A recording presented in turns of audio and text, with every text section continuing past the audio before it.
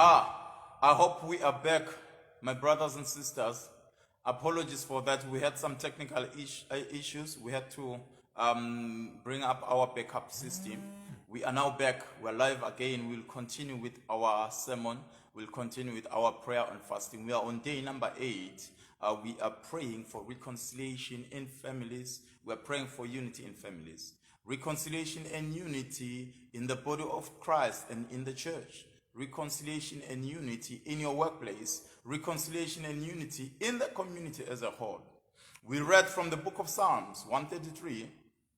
I will quote the verse again. Psalms 133, the psalmist writing says, "Behold, how good and pleasant it is for brethren to dwell together in unity.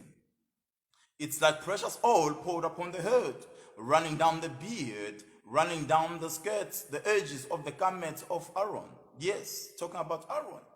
He says, it's like the dew of Hermon descending upon the mountains of Zion, for there the Lord commands a blessing. I mentioned earlier on that the blessings cannot be commanded by Jehovah in an environment where there is confusion, where there is disunity, where there is disarray. The Lord will command a blessing in an environment where unity is. How good and pleasant it is. The Bible says, for there the Lord will command the blessing. Now, earlier on we talked about families, where we're praying for families, for example. I mentioned that, for families, if only we could be united. Gave an example in the African context, where you find you've got uncles, aunties, brothers and sisters living together in the same compound. That's how the African setup normally is. Now, if you take, a picture of one family with uncles, aunties, sisters and brothers living together in the same compound, each with his or her own hut or house, I was giving the example that there are families who can even afford to have their own source of water, in the sense of them drilling a borehole, for example.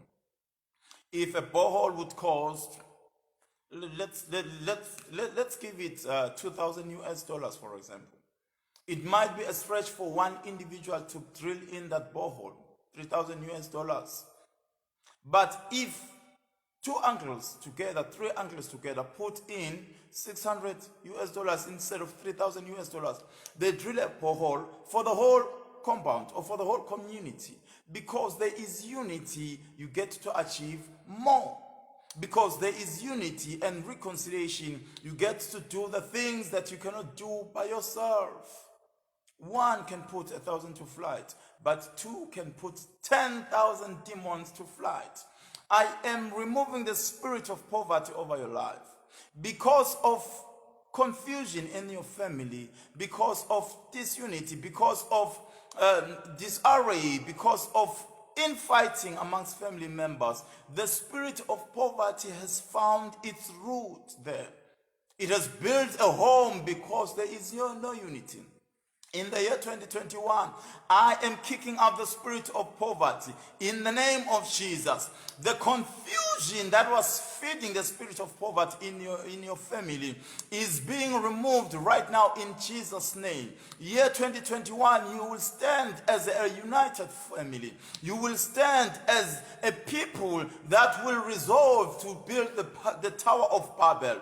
You will say amongst yourselves, let us build for ourselves a tower that will be so tall it will reach out onto the heavens. And you, my brothers and sisters, can achieve it if you do it in unity. The reason why many people are suffering because of poverty is because they do not want to work as teams. People want to do business as individuals. Yet if you invest $100,000 and 5 of you invest $100,000, suddenly you've got $500,000. And the kind of enterprise or the kind of corporate organization that you would set up with that much money is going to yield more results than you trying to build it by yourself. Poverty is being fed by disunity. Poverty is being fed by infighting amongst people.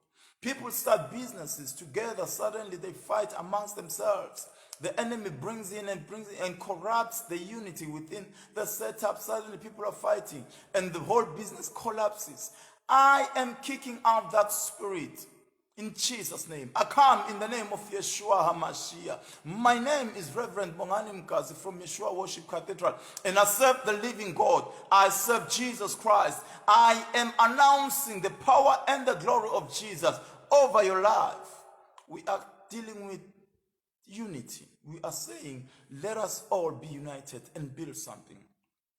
Communities are suffering. There is crime. There are a lot of things, infrastructure not in place in communities. Many times people will cry out to government, will cry out to politicians, will say, where are our taxes? And I am saying, where is your unity? Where is your energy? Where are the resources that you have in your pocket? Put those resources together and do something. Let us fight against the spirit of poverty. Let us fight against the spirit that is confusing us. In the name of Jesus. The Bible says, for there the Lord will command a blessing because there is unity. I am reminded how God one day, the Godhead, the Father, the Son, and the Holy Spirit, they sat in heaven and looked down on the earth and said, look, these people are united. These people are in one accord. If they continue in this manner, there is nothing that can be withheld from them. Whatsoever they resolve to do, they will achieve because they are united. May we be like those of ancient times who were so united. One day they became a threat to God. Oh my God. I'm even shaking saying that mankind was a threat to God at some point in time. But the Bible records God saying, if they continue in this manner, there is nothing that will be withheld from them. Then the Bible says, God said, let us go down and confuse them because these people are becoming dangerous to us. They are becoming a threat. Whatever these things they are doing, let us confuse them. So you can imagine if God did not confuse mankind of the greatness that we would achieve by working together. The body of Christ, which is the church, your church, my church, where I fellowship, where you fellowship. Let us pray for unity in that body of Christ. Let us pray that people may be united. We could achieve so much. I can imagine how some congregations are struggling to build church structures. They're just an ordinary building. But if you look at the individuals within the households, within the church, you realize that each one of them owns a structure that is worth $1 million or even over $1 million in whatever currency. But the church is struggling to build a structure, just a building. May there be unity in the body of Christ. Between the deacons, with the elders, with the clergy team, the pastoral team, with ordinary church members, with the disciples in the church, with all the Levites in the household, in the church, let there be unity. There is so much that we can achieve. Praise teams, you are supposed to be united in your worship. Praise teams are supposed to be united when you're leading people to the inner of holies. United, we can achieve more because there the Lord will command a blessing. If we're not united, we achieve less. We achieve less. Now, also speaking to your work area with your colleagues, that is one area that is very challenging. Unity in the workplace has become a problem because the challenge with the workplace is that every Indian wants to be chief. Everyone is aiming for that high office. Everyone thinks they can do the job better than the one who's already in the office. Everyone thinks they can do your job better than you doing. And this brings confusion. There's a lot of sabotage in the corporate place, in the workplace. There's a lot of corporate witchcraft. There are a lot of things that are not going right. Companies are failing. Companies are going down because the people are not united. The people who are supposed to be working together as teams are not united. In the year 2021, I am praying for unity at your workplace. In the name of Jesus, may you be a formidable team. May you be a team of giants who will achieve greatness in Jesus' name. May there be unity between officers, management, executives, and the CEO. May there be unity. Let us all work together as a team, as a single unit. In the name of Jesus, we are kicking out that spirit of sabotage. We are kicking out the spirit of corporate witchcraft. We are kicking out the spirit of jealousy. If your brother or if your colleague achieves something, applaud for them. Praise the Lord for them. You will be next in line. Go and ask how they did it. Go and ask and learn from them. Pick yourself up and learn. Shadow them. Study how they achieved it. If they get a qualification, celebrate them. Ask them, how did you do it? So that you also can do it. In Jesus' name, we are arising in the name of Yeshua HaMashiach.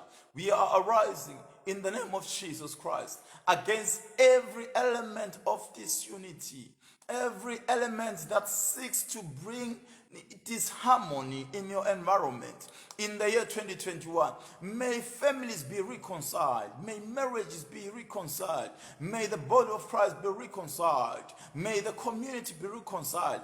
In Jesus' name, arise, O Jehovah, let your enemies scatter. You and I, my brothers and sisters, the Lord is calling us to put 1,000 to flight, 10,000 to flight. 10,000, imagine you and I weeping 10,000 demons. Oh, I can see. Maya Bobos. I can see it already. You and I chasing out poverty in that compound, in that family, chasing out poverty in Jesus' name. You and I whipping out 1,000 demons in that church environment, in your church, in your body, in the body of Christ where you fellowship. You and I are whipping out those demons. We are casting them out in the name of Jesus Christ. We say, spirit of disunity, we command you out in Jesus' name. The body of Christ will rise in unity. For there the Lord will command a blessing. These are some of the bolts and nuts of life, my brothers and sisters. You miss one nut, you miss one bolt, the whole engine is collapsing, will collapse. Year 2021, may the Lord grant you wisdom to have all the bolts and nuts tied up firmly in the right positions. In Jesus' name. God bless you, my brothers and sisters. It has been a wonderful session. This is day number 8. We continue with our prayer and fasting. We are praying for reconciliation of families. We are praying for unity of families and the body of Christ and the community, especially in your workplace as well. May you succeed. May you be prosperous in Jesus' name. Shalom, shalom, shalom. My name is Reverend Bongani Mkazi, and I have been sent by the Lord Jehovah to hold your hand in prayer. I love you. Jesus loves you more than I do. God bless you.